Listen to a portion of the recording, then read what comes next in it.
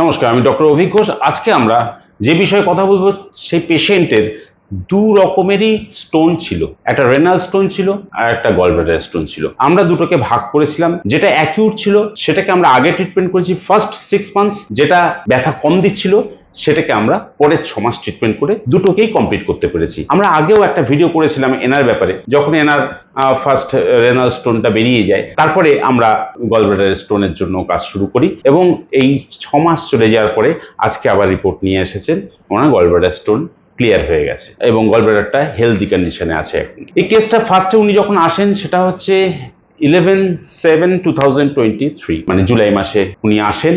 তারপরে আমরা দেখতে শুরু করি, তখনই আমরা সিলেক্ট করে নিই যে ওনাকে আমরা রেনাল স্টোনটাকে ক্লিয়ার করার জন্য আমরা মেডিসিন ব্যবহার করব। প্যারালালি গ্যাস অম্ল অ্যাসিডিটির ওপর কিছুটা ওষুধ কাজ করেছিল, আর তারপরে ওটা ক্লিয়ার হয়ে যাওয়ার পরে ফুল ফোকাস আমরা গলব্লাডার স্টোন বা কোলেলিথিসিসের জন্য দিলাম এবং তারপরে আজকে আমরা ইউএসজি করে ওনার গলব্লাডার স্টোনটা ক্লিয়ার হয়ে গেছে। প্রথমে তো আমরা রেনাল স্টোনের জন্য দেখেছিলাম, সেটা তো ক্লিয়ার হয়ে গেল। আপনি বোধহয় কালেক্ট করতে পেরেছিলেন স্টোনটাকে? কিভাবে কালেক্ট করলেন? বেরিয়ে যাওয়ার পরে। অনেক বড় ছিল? হ্যাঁ, প্রথমটা বেরোলো এখানে এসে, তারপরে দ্বিতীয় বেরোলো বাড়ি গিয়ে, বাথরুম করতে গেলেই বেরোতো। আমি এটা বলে রাখি যে ওনার যে রেনাল স্টোনটা ছিল, যেটা গত বছর ইউএসজিতে ধরা পড়েছিল, যার পরে আমি কাজ করেছি, সেটা 1.5 সেন্টিমিটার মতো ছিল এবং ছিল হচ্ছে রাইট ভেসিকোইউটেরিক জাংশনে। তো তারপরে মেডিসিন খাওয়ার পরে সেটা টুকরো টুকরো হয়ে বেরিয়ে আসতো এবং উনি কালেক্ট করেছিলেন। তারপরে গলব্লাডার স্টোনের জন্য কাজ শুরু করি। গলব্লাডারের জন্য ওনার যে সমস্যাগুলো হতো আর কিভাবে উনি সেটা সলভ হলো, আর আজকে সুন্দর একটা রেজাল্ট পেতে গিয়ে কি কি পথ পার করে আসলেন সেটা ওনার কাছ থেকে একটু শুনে নি। গলব্লাডারের ব্যাপারে যখন আমরা কাজ শুরু করলাম, আপনার তখন কি কি সিমটমস ছিল, কি কি কষ্ট হতো? ভাত খেতে পারতাম না, বমি আসতো, তারপরে ঘুম হতো না, পেটে জ্বালা পোড়া করতো, ব্যথা হতো, এই বেশি সমস্যা এগুলো। ডাক্তারবাবু দেখিয়েছিলেন তো? দেখানোর পরে আস্তে আস্তে জ্বালা পোড়া কম হলো। অপারেশনের জন্য সাজেশন দিয়েছিল, তা ভয়তে যায়নি। কেন? কাটার ভয়তে আর যায়নি।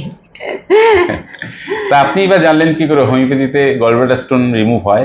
ঠিকানা পেলাম, ঠিকানা পেলে শুনেছে কাকি শাশুড়ি আসতো, ওনার কাছে উনি খবর দিলে যে বৌমা ওইখানে চলো, ওইখানে গেলে তুমি ভালো হবা। তাই ওখানে শুনে এখানে আসা শুরু করলাম। আচ্ছা, আমরা ওষুধ দেওয়ার পরে কি কি আস্তে আস্তে চেঞ্জেস কি আসতে শুরু করলো? আস্তে আস্তে শুরু হলো, ব্যথা শুরু কম পড়লো, তারপর আস্তে আস্তে দুটো খেতে পাচ্ছি, বমিটা একটু কমছে। একটু ওয়েট বেড়েছে বলে মনে হয়? ওয়েটটা বুঝতে পারছি না। গা গোলানো, গা পাকানো, ওগুলো একটু কমে গেছে। স্টুলটা, পায়খানাটা ঠিক হয়? হ্যাঁ, পায়খানা ঠিক হয়। তাহলে সেই হিসেবে গ্যাস অম্বল অ্যাসিডিটির ওপর যখনই আমি জোর দিলাম, আস্তে আস্তে উনি হেলদি হলেন, গ্যাস অম্বল অ্যাসিডিটি কন্ট্রোল হলো এবং আলটিমেটলি 6 মান্থস পরে আজকের ডেটে, আজকে যখন আবার আমরা ইউএসজি করে দেখলাম 18/6/2024, ওনার গলব্লাডার দেখাচ্ছে no intraluminal calculi or mass are demonstrated. আগে যেটা ছিল সেটা ছিল ওনার গলব্লাডারের মধ্যে একটা 0.64 সেন্টিমিটার একটা পাথর ছিল গলব্লাডারের ফান্ডাসে। এই হচ্ছে ডিফারেন্স।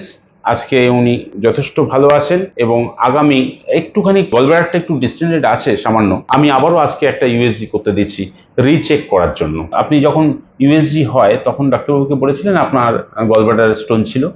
উনি বললো ডাক্তারবাবুকে শুনে নেবা। হ্যাঁ, তা যাই হোক, এখানে উনি লিখে দিয়েছেন যে গলব্লাডারে কোনো স্টোন নেই। এইভাবে আমরা গলব্লাডার স্টোনের জন্য আরো একটি কেস আমরা সলভ করতে পেরেছি। কি ওষুধ দিয়ে আমরা এটাকে কভার করেছি একটুখানি বলে দিই।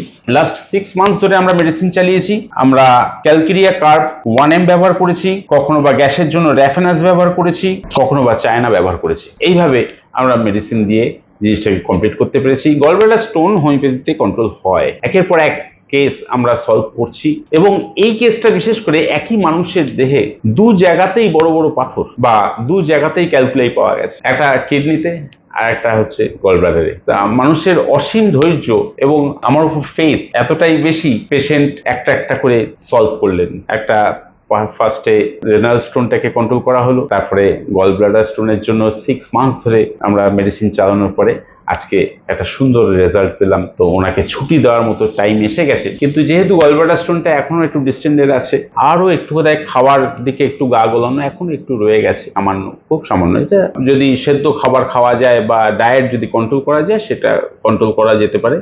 আর একটু জল বেশি করে খাওয়ার আবারও একটু ম্যানেজমেন্ট দিয়ে আর কিছু সামান্য ওষুধ ব্যবহার করে জিনিসটাকে আরো মাস খানেক আমরা কন্টিনিউ করতে চাই। এর মধ্যে আমি রিচেক করার জন্য আবারও একটা ভালো ইনস্টিটিউশন থেকে হোল অ্যাবডোমেন ইউএসজি করিয়ে নেওয়ার চেষ্টা করছি। তো এই ছিল আমাদের গলব্লাডার স্টোনের একটা সুন্দর এভিডেন্স যে হোমিওপ্যাথি ওষুধ গলব্লাডার স্টোন ওর কাজ করছে এবং পেশেন্টকে হেলদি করে তুলছে। নমস্কার, ভালো থাকবেন।